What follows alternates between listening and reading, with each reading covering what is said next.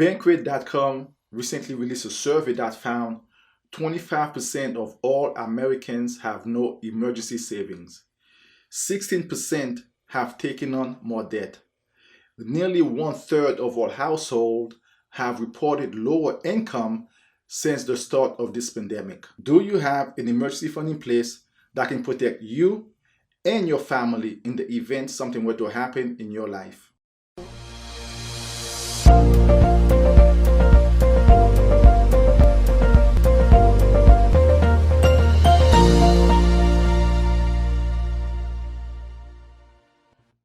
Hey guys, welcome to the Perspective channel. My name is Claudia. I'm a real estate agent and a mortgage broker here in Atlanta. I release video every week where I share my perspective on a range of topics from real estate to personal finance and business. In this video, I will show you guys how you can build an emergency fund. What is an emergency fund?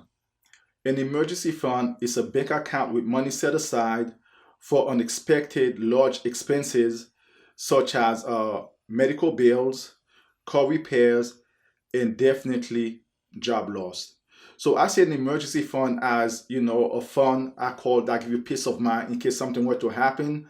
There's some money there that can take care of that situation, at least temporarily. So why do you need an emergency fund? If 2020 can teach us anything, it's like our life can change just like that.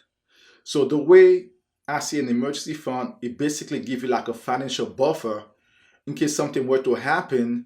Then you don't have to rely on credit cards or taking on additional debt, especially if that emergency had to do with a loss of job or some sort of disability, because you don't want to get yourself deeper in a financial situation. So by having that emergency fund set aside for those kind of unexpected events in your life, so I think that kind of give you a peace of mind and give you that buffer, give you time to recover whatever the situation you're dealing with. So that kind of takes some pressure off of you, knowing that you have that money set aside just for those kind of things. How much should you save? If you're starting from scratch, I would definitely say you can start with $1,000. Although that's not a lot of money.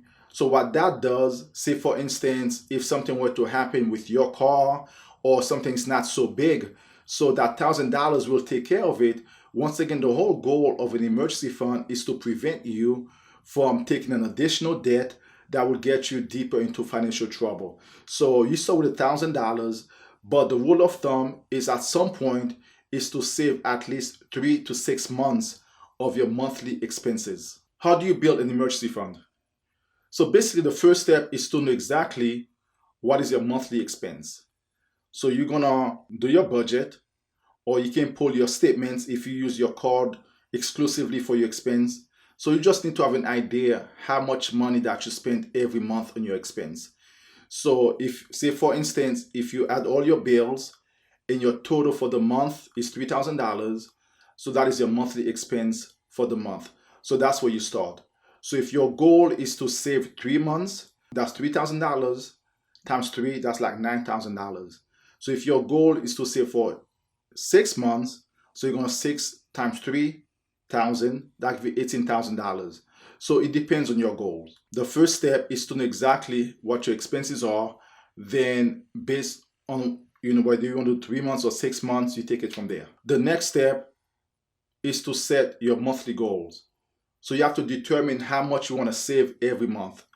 That goes along with whether you want to do 3 months or 6 months. That's the first step. The next step, based on your income, can you do it in 1 year, 2 years, or 3 years?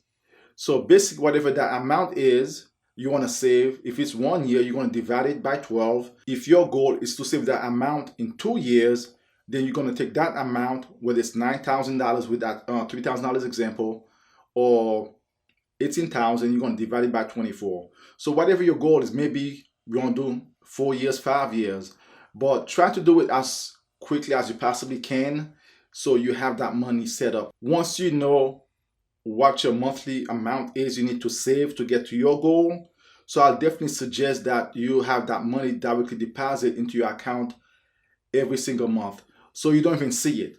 So you set the account And that's basically your savings, your emergency savings account. Whatever amount you want to go in there every month for however long you want it to go in there, you have that set up automatically. So that will definitely help you build some momentum as far as like, putting that money directly in there. Because a lot of times with us, once we get that money in our hands, it's kind of hard to kind of direct the money into different directions.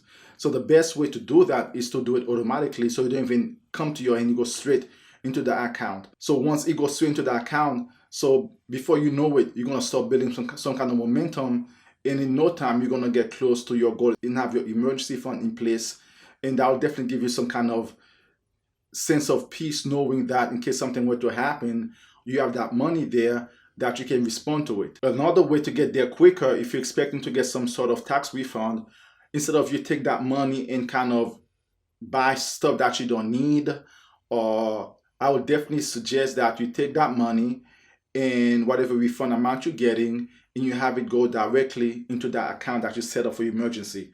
So that way, because some people sometimes they get like 5,000, 6,000, it all depends. If you can get like 6,000 or whatever amount, go straight in there.